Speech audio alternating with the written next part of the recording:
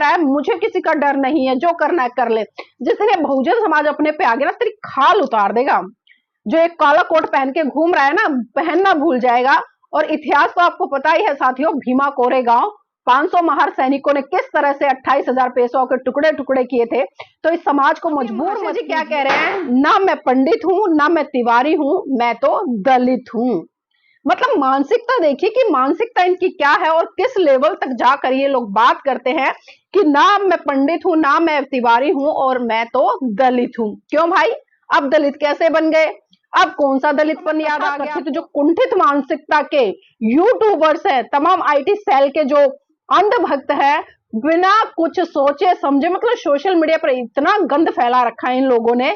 और आपको जानकर आश्चर्य होगा कि 50 यूट्यूबर के खिलाफ भी एफआईआर हुई है, जो कि पंजाब सरकार ने कराई है। 77 साल ही हुए हैं, 77 साल में आपको इतनी मिर्ची लग गई, आपको चूल्हे हिलने लगी, आप इतने बौखला गए कि आपको एक सुप्रीम कोर्ट का चीफ जस्टिस, जो कि वैज्ञानिकता के आधार पर, जो कि तथ्यों के आधार पर, कानून के आधार पर, संविधान के आधार पर, लोकतांत्रिक तरीके के आधार पर कोई जजमेंट देता है या कोई भी याचिका खारिज करता है, तो आपको मिर्ची लग जाती है। शर्म आनी चाहिए हमें है। अभी आपने देखा जिस तरह से विश्वकर्मा वाले दिन इन लोगों ने अस्त्र शस्त्रों की पूजा की, मतलब कहां से इनके पास में इतने हथियार आ गए?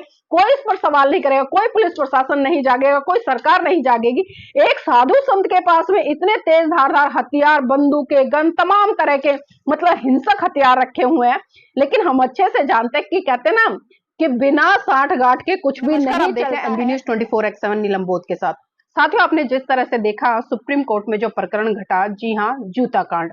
उससे पहले आपने लगातार देखा कि तथाकथित चिंटूधारी, भगवाधारी, और मैं क्या क्या संज्ञा दूं, इन लोगों को समझ नहीं आता।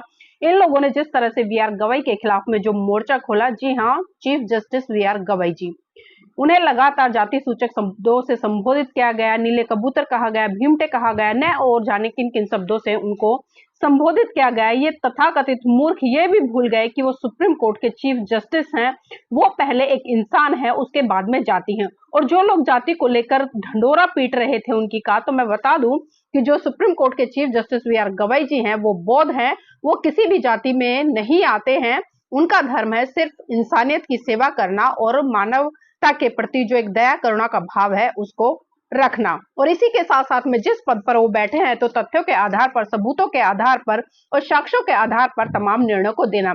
लेकिन ये चीजें साथियों आज वर्तमान समय में हम देख रहे हैं कि तथाकथित चिंटूधारी, भगवाधारी, इन नारंगी संतरों को रास नहीं आ रही है। और इनकी जो कुंठित मानसिकता है, जो कभी अपने आप को वैदिक कहते हैं, कभी हिंदू कहते हैं, कभी सनातनी कहते हैं, न जाने किन किन शब्दों से ये अपने आप को परिभाषित करते हैं। मतलब समय समय पर इनकी परिभाषा बदल जाती है, इनके शब्द बदल जाते हैं, लेकिन इनको सही मायने में इंसानियत के कोई भी डेफिनेशन नहीं पता है। और साथियों, अभी जिस तरह से जो कांड हुआ था, जूता कांड, जी हाँ, सुप्रीम कोर्ट में जिस तरह से जो खजुराहो का मंदिर है उसको लेकर विवाद उठा था, और उसी के बाद में जो राकेश किशोर नाम का वकील है सुप्रीम कोर्ट में, उसने सुप्रीम कोर्ट के सीजीआई पर जूता फेंकने का प्रयास किया। लेकिन साथियों, एक बात तो साफ साफ है कि इन लोगों में जो जातीय जहर है कितना भरा हुआ है। कहते हैं ना कि जाति है कि जाति नहीं।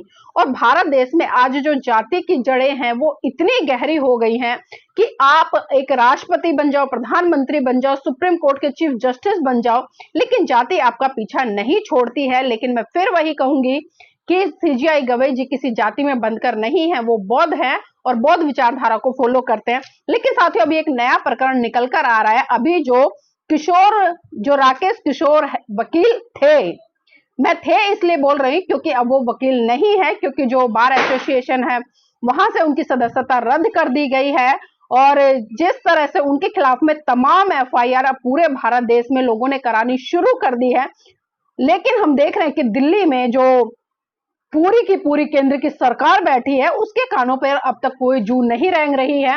मोदी जी ने एक छोटी सी स्टेटमेंट तो दे दी, उसके बाद में उन्होंने उससे पल्ला झाड़ लिया। लेकिन अभी बेंगलुरु में जिस तरह से एफआईआर दर्ज कराई है और लगातार लोगों ने, जो ये किशोर नाम का व्यक्ति है, तथाकथित कुंठित मानसिकता का दिवालियापन की हद क्रॉस कर चुका है, इसके ऊपर तमाम जूते बरसाने का काम किया, यानी कि इसकी तस्वीर पर जूते बरसाए हैं, इसका पुतला फूका है, मुर्देबाद के नारे लगे हैं, और ऐसे लोगों के खिलाफ सख्त से सख्त कार्रवाई हो, लगातार इसकी मांग भी उठ रही है।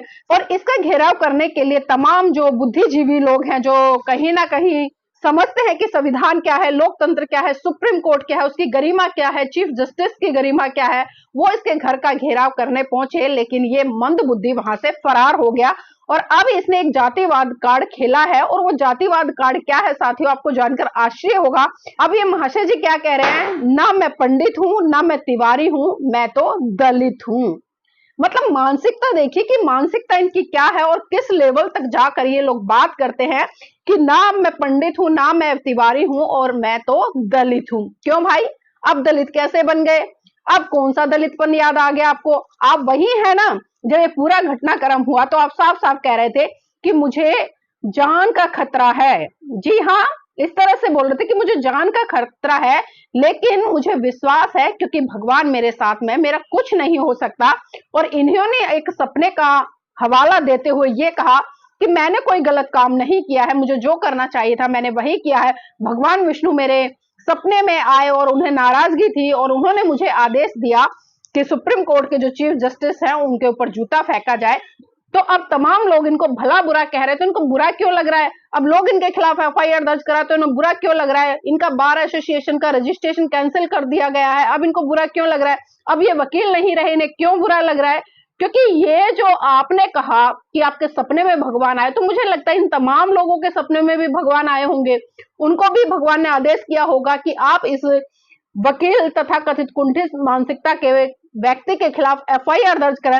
और साथ ही जो काम मोदी सरकार को करना चाहिए था, आपको जानकर आश्चर्य होगा, मोदी सरकार ने वो काम बिल्कुल भी नहीं किया। जो एफआईआर मोदी सरकार को करनी चाहिए थी, देश की राजधानी में बैठे हैं और पूरी तरह से केंद्र की सत्ता पर उनका होल्ड है, लेकिन एक छोटी सी स्टेटमेंट देकर अपना पल्ला झाड़ देना, किसी भी भारतीय जनता पार्टी के नेता की तरफ से कोई बड़ा बयान नहीं आया, कोई बड़ी कार्रवाई नहीं हुई इस वकील को लेकर। जो भी हुआ आप सभी देख रहे हैं। और इस समय तथा कथित जो कुंठित मानसिकता के यूट्यूबर्स है, तमाम आईटी सेल के जो अंधभक्त है, बिना कुछ सोचे समझे, मतलब सोशल मीडिया पर इतना गंद फैला रखा है इन लोगों ने। और आपको जानकर आश्चर्य होगा कि 50 यूट्यूबर के खिलाफ भी एफआईआर हुई है, जो कि पंजाब सरकार ने कराई है।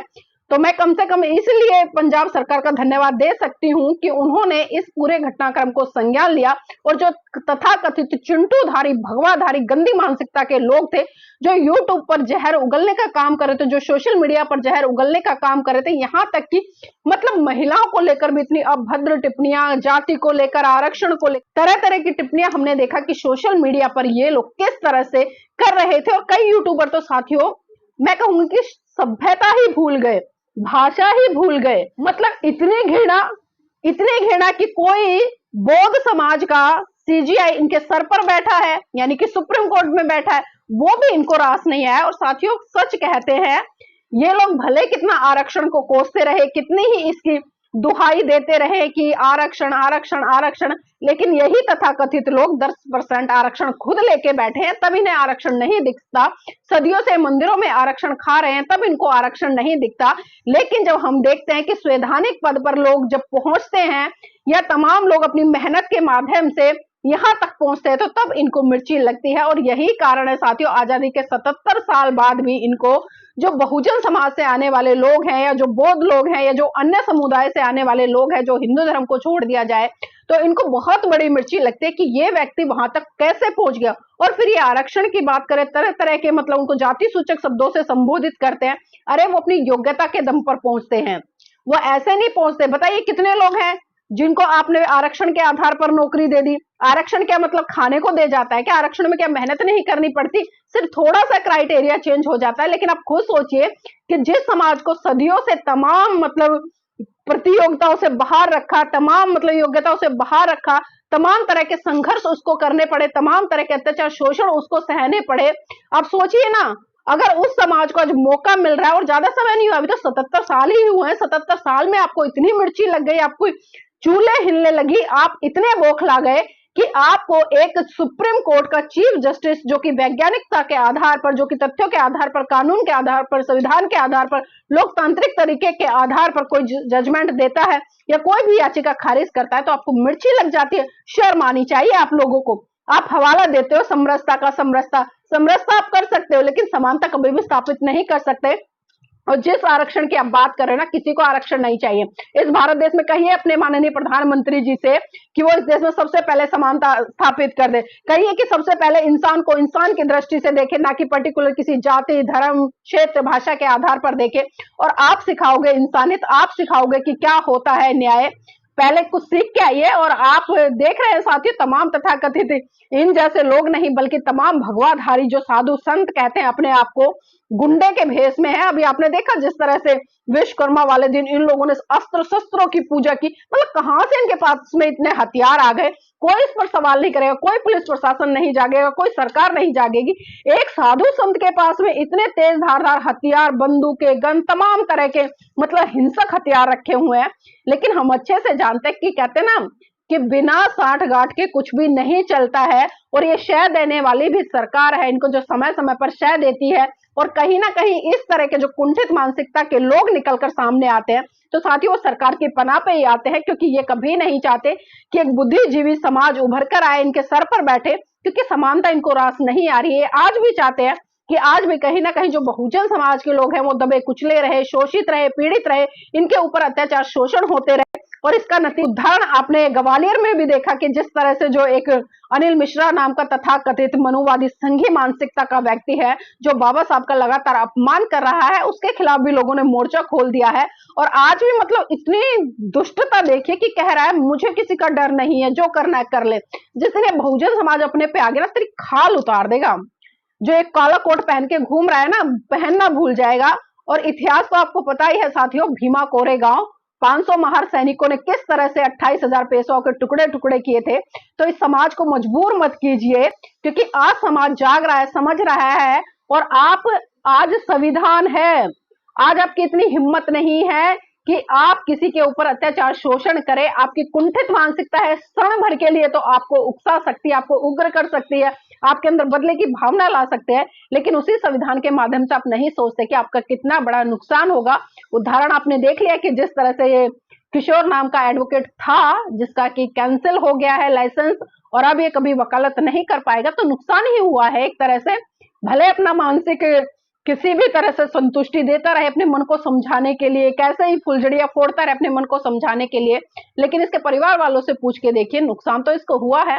तो साथियों बस मैं इतना ही कहूंगी कि इस कुंठित मानसिकता को अपने अंदर रखे और इसको ना अपने देश भारत देश में रहने वाले प्रत्येक व्यक्ति, भारतीय चाहे वो हिंदू है, मुसलमान है, बौद्ध है, जैन है, सिख है, ईसाई है, सबसे पहले वो भारतीय, उसके बाद में वो कुछ हो रहा है। तो इसलिए एक भारतीय को भारतीय बने रहने दे, उनको धर्म, क्षेत्र, भाषा, जाति में ना बांटे। और जो आपकी संकुचित मानसिकता है ना, इससे बाहर निकले और एक राष्ट्र निर्माण की तरफ बढ़े और सबको एक साथ लेकर चले, करुणा, मैत्री, भाईचारे के साथ में आगे बढ़े। तो साथियों मैं चाहूंगी आप इस वीडियो को लाइक करें, शेयर करें और कमेंट करके अपनी प्रतिक्रिया जरूर दीजिएगा कि जो आज एक जाति कार्ड खेला जा रहा है, अब समझ नहीं आ रहा है कि क्यों खेला जा रहा है, इसे क्या समझते हैं, क्या नहीं समझते हैं। और जो लाइसेंस रद्द हुआ है इन महाशय जी का, उसको किस तरह से देखते हैं, सही हुआ है या कुछ और इसमें होना चाहिए था, या इनको और भी कोई दंड मिलना चाहिए था। तो साथियों इस वीडियो को लाइक जरूर कीजिए।